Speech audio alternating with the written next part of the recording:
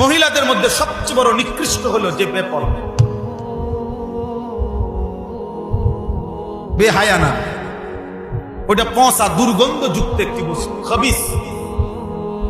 এটা খবিস। যেই মহিলা বেপরদা এটা খবিস।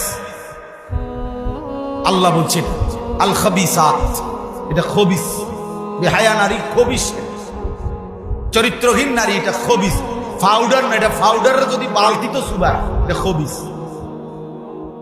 ফেয়ার এন্ড লাভলির বালতিতে যদি বেডিরে সুবানি দেয় এরপরেও এটা খবিস, খবিস।